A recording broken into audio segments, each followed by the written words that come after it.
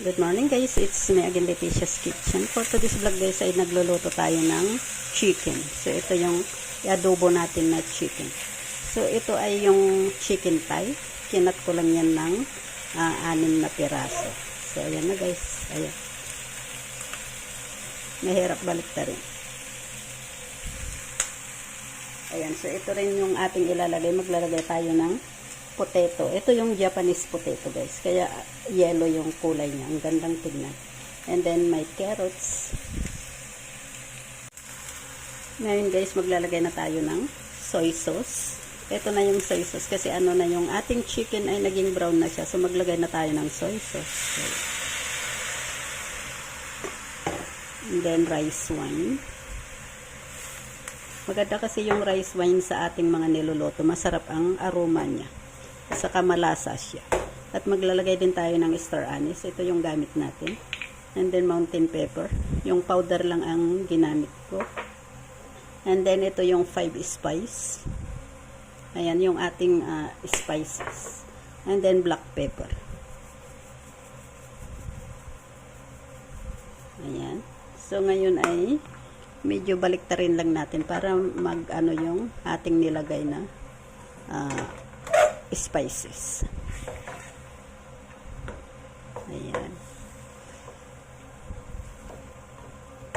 Ayan na, medyo kumulay na yung ating chicken. So, ngayon ilalagay na natin, maglalagay tayo ng tubig.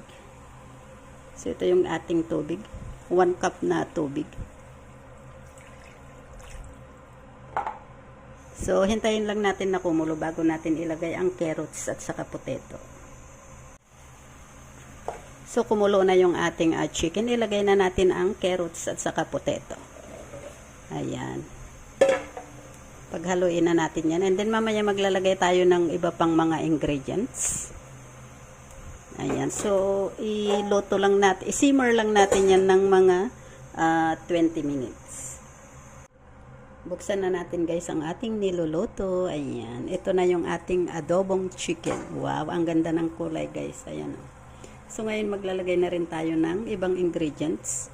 Tulad ng maglalagay ako dyan ng butter guys. Kasi yun yung nagpapalasa sa ating adobo. Ayun yung pinakasikreto ng ating adobo, butter. Ayan. Ito yung butter natin. I-milk lang natin sa gilid. So, ayan guys. Ayan yung ating butter. Masarap kasi ang lasa niya guys pag may butter. And then maglalagay din tayo dyan. Ayan, ihalo lang natin. Ayan. Ayan, kaunti na lang ang tubig ng ating adobo. Ayan. Wow, ang sarap. And then maglalagay din tayo dyan ng kaunting ketchup. Para yung kulay niya ay mas magandang kulay pag may may ketchup siya. Kaunti lang guys.